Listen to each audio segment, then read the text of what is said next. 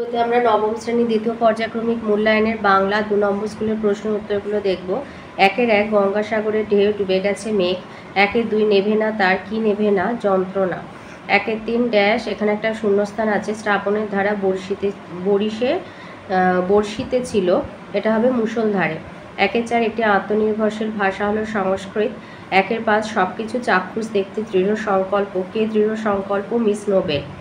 6 ঘ্রাণ শক্তির ক্ষমতা অধিক শকুনের। 7 তৎসম শব্দ বলতে বুঝি সংস্কৃতের সমান। 8 সংযোগ স্থাপনকারী সর্বনামের অন্য নাম সাপেক্ষ সর্বনাম।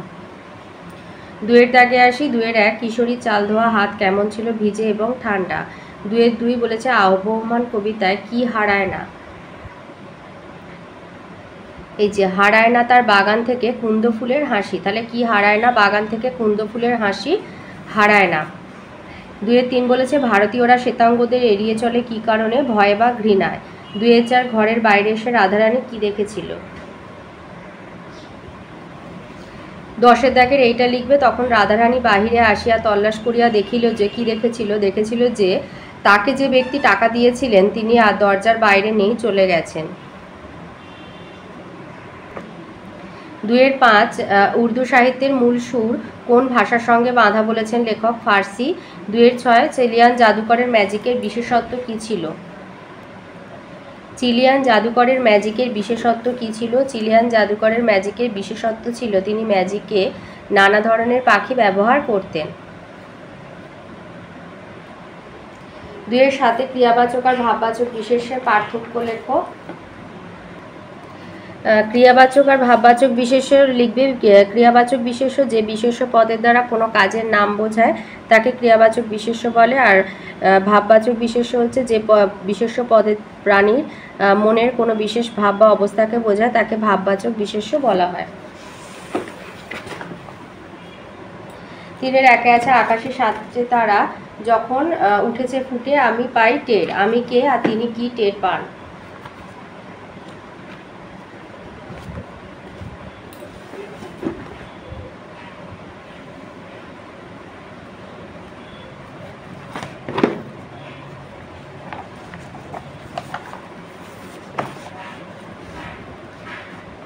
আকাশে 7টি তারা যখন ফুটে উঠেছে আমি পাই টের। আমি কে?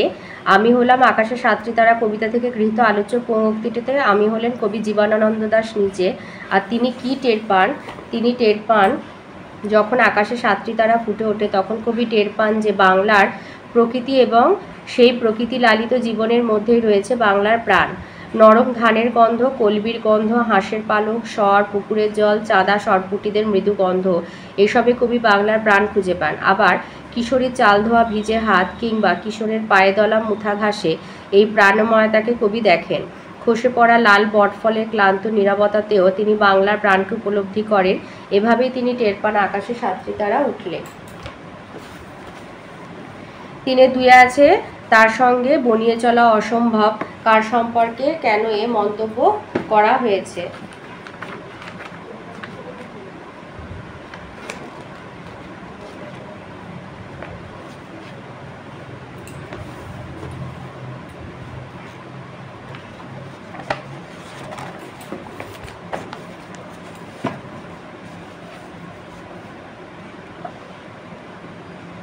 এই যে তার সঙ্গে বনিয়ে চলা অসম্ভব, কার সঙ্গে কেন বনিয়ে চলা অসম্ভব?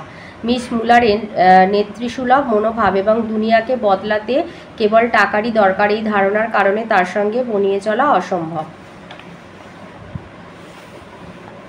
3-3 পদ্মলোচন ইহাদের কাছে সুপরিচিত। পদ্মলোচন কাদের কাছে, কেন সুপরিচিত? লিখবে পদ্মলোচন কাদের কাছে? না রাধারানীর পরিবারের কাছে। কেন সুপরিচিত? না রাধারানীর পরিবারের সঙ্গে পদ্মলোচনের পরিচয় রাধারানীর বাবার আমল থেকে। 4 দাগে আসি। 4-1 বলেছে এই মাটি এই হাওয়াকে আবার ভালোবেসে। এই মাটি এবং হাওয়াকে আবার ভালোবাসার কারণ কি? এই মাটিকে এই হাওয়াকে আবার ভালোবেসে মাটি হাওয়াকে ভালোবাসার কারণ কি? নীরেন্দ্রনাথ চক্রবর্তীর আবহমান কবিতাটি নিজের শিকড়ের খোঁজে মানুষের অনিঃশেষ পথ চলার কাহিনী। সভ্যতার শুরুতে অরণ্যবাসী মানুষ বন কেটে বসতি করেছিল, তৈরি করেছিল তার গ্রাম সভ্যতা, ঘর বেঁধেছিল নিবিড় অনুরাগে। সেই মানুষই ধীরে ধীরে নাগরিক হয়েছে। প্রকৃতি এবং গ্রাম জীবনের সঙ্গে তার বিচ্ছেদ ঘটেছে, কিন্তু শহর জীবনের ব্যস্ততা এবং কৃত্রিমতা ক্লান্ত মানুষ নিজের মনের মধ্যে ধরে রাখতে চেয়েছে ঘাসের গন্ধ, তারায় ভরা আকাশে সে নিজের স্বপ্ন এঁকে রেখেছে। বাগান থেকে কুন্দ ফুলের হাসিকে মানুষ কখনো হারিয়ে যেতে দেয়নি। প্রজন্ম থেকে অন্য প্রজন্মে সঞ্চারিত হয়েছে এই দুরন্ত জীবন পিপাসা। চাকচিক্য আড়ম্বরে কৃত্রিমতায় নয়, মানুষ সুস্থভাবে বেঁচে থাকার জন্য জীবনকে তার সহজভাবে রূপরস গন্ধ স্পর্শ সহ উপলব্ধি করতে চেয়েছে। তাই প্রকৃতির কাছে তার ফেলে আসা গ্রাম জীবনের কাছে ফিরে যাওয়ার তাগিদ উপলব্ধি করেছে সে। সেখানে লাউ মাচায় সন্ধ্যার বাতাসে ছোট্ট একটা ফুল আজও দোল খায়। সেই মাটিকে আর হাওয়াকে ভালোবেসে ফিরে যাওয়াটা যেন জীবনকে সুন্দরভাবে উপলব্ধি করার ও বেঁচে থাকার জন্যই অবশ্য প্রয়োজনীয় হয়ে ওঠে।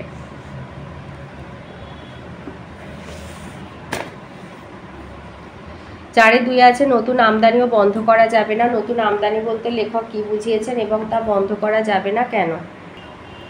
আমদানি হচ্ছে বাইরে থেকে কিছু আসা। এই যে নতুন আমদানি বলতে বিদেশি দ্রব্যের ব্যবহারের মতো বিদেশি ভাষা ও মাতৃভাষায় থাকবে এবং তাদের আসা বন্ধ করা যাবে না। নতুন আমদানি বলতে এটা বোঝানো হয়েছে। আর কেন বন্ধ করা যাবে না? নবনব সৃষ্টি প্রবন্ধে সৈয়দ মুস্তাফা আলী বলেছেন, আদান প্রদান ব্যবহারিক আর রাষ্ট্রীয় সামাজিক কারণবশত বাংলা ভাষার মধ্যে শতাধিক বছর আগে থেকে আরবি, ফার্সি, পর্তুগিজ, ইংরাজি ভাষার বহু শব্দ প্রবেশ করেছে। কালক্রমে আজ বহু ইউরোপীয় শব্দ বাংলার সঙ্গে এমন জড়িয়ে পড়েছে যে শিক্ষার মাধ্যম হিসেবে ইংরাজি বর্জন করে বাংলা ভাষার প্রচলন ঘটালেও এই নির্ভরতা বন্ধ করা যাবে না। আত্মনির্ভর না হওয়ায় এই চাহিদাও মিটবে না, বরং যতই আন্তর্জাতিক ক্ষেত্রে বাঙালি জীবনের ব্যাপ্তি ছড়িয়ে পড়বে ততই ক্রমবর্ধমান হবে এ চাহিদা। এই প্রয়োজন মেটাতে নিত্য নতুন ইউরোপীয় শব্দের আমদানি বন্ধ হবে না বলেই লেখকের প্রতীতি বা লেখক মন্তব্য করেছেন। 4-এর 3 বলেছে, তুমি ঘরে আসিয়া দাঁড়াও, আমি আলো জ্বালিয়া দেখি টাকা কি পয়সা। এটা রাধারানী থেকে দিয়েছে। বক্তা কখনই মন্তব্য করেছে আলো জ্বালার পর ঘটনা উল্লেখ করো।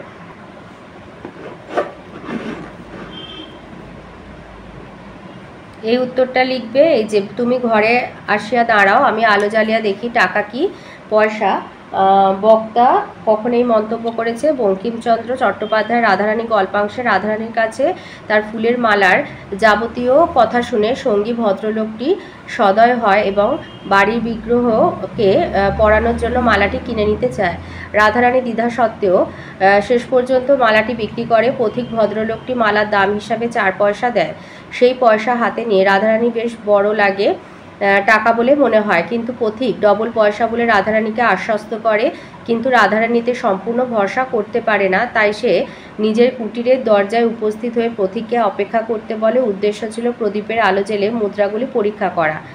আর আলো জ্বালার পরে কি হয়, ঘরে তেল না থাকায় রাধারানী চালের খড় টেনে তাতে চকমকি ঠুকে আগুন জ্বালায় এবং দেখে যে তার অনুমানই ঠিক। মালার মূল্য হিসাবে তাকে টাকা দেওয়া হয়েছে, পয়সা নয়।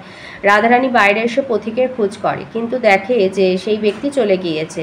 মায়ের কাছে রাধারানী তার কি করা উচিত জানতে চাইলে রাধারানীর মা বলেন যে দাতা ব্যক্তি তাদের দুঃখ শুনে দান করেছেন, তাই তারা সেটা গ্রহণ করবে। 5-এর দাগে প্রশ্নগুলো করভাস থেকে দিয়েছে। 5-এর 1-এ বলেছে, কিন্তু কি অসামান্যতার বুদ্ধি, এটা কার উক্তি আর কার কোন অসামান্য বুদ্ধির কথা এখানে বলা হয়েছে?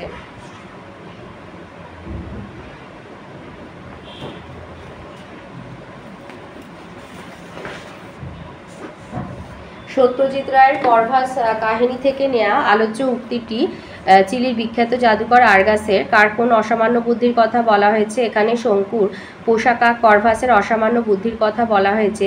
জাদুকর আর্গাস প্রফেসর শঙ্কুর পোষা করভাসের কীর্তিকলাপ দেখে তাকে পাওয়ার জন্য মরিয়া হয়ে ওঠেন। তিনি প্রফেসর শঙ্কুকে প্রস্তাব দেন যে 1000 স্কুডোর বদলে প্রফেসর যেন করভাসকে তার হাতে তুলে দেন।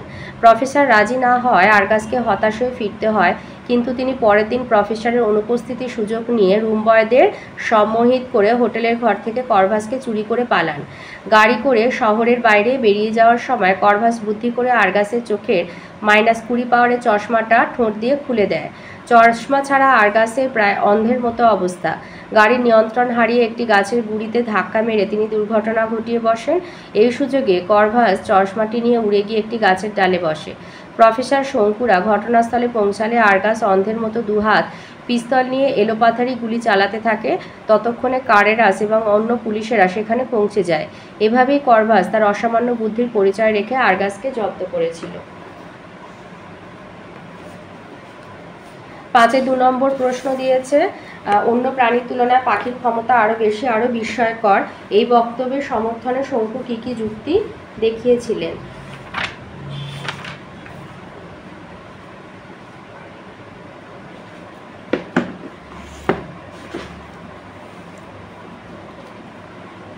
প্রত্যেক প্রাণীর নির্দিষ্ট কিছু সহজাত ক্ষমতা থাকলেও নিজের অভিজ্ঞতা থেকে প্রফেসর শঙ্কুর মনে হয়েছিল যে পাখিদের ক্ষমতা আরও বেশি। কোনো মানুষের পক্ষে বাবুইয়ের মতো বাসা তৈরি করা সহজ কাজ নয়। অস্ট্রেলিয়ার ম্যালিফাউল নামের পাখিটি নিজের ডিমে তা দেয় না, কিন্তু কোনো এক আশ্চর্য কৌশলে বাসার ভেতরের তাপমাত্রাকে 78 ডিগ্রি ফারেনহাইটের থেকে সামান্য কমও হতে দেয় না, বাইরের তাপমাত্রা যাই হোক না কেন। গ্রিপ নামের পাখি জলে ভেসে থাকা অবস্থায় শত্রুর আগমনের ইঙ্গিত পেলে নিজের দেহ আর পালক থেকে কোনো এক অজ্ঞাত উপায়ে বায়ু বের করে দিয়ে শরীরের স্পেসিফিক গ্র্যাভিটি বাড়িয়ে ডানা অবধি জলে ডুবে ভাসতে থাকে। এছাড়াও যাযাবর পাখির দিক নির্ণয় ক্ষমতা, ঈগল পাখির শিকারের ক্ষমতা, শকুনের ঘ্রাণ শক্তি, অনেক পাখিরই আশ্চর্য সঙ্গীত প্রতিভা ইত্যাদিও নজরে রাখার মতো। পাখিদের এইসব বিস্ময়কর ক্ষমতায় প্রফেসর শঙ্কুকে আকৃষ্ট করেছিল। তো এই ছিল আজকের আমাদের নবম শ্রেণী দ্বিতীয় পর্যায়ক্রমিক মূল্যায়নের বাংলা 2 নম্বর স্কুলের প্রশ্ন উত্তর।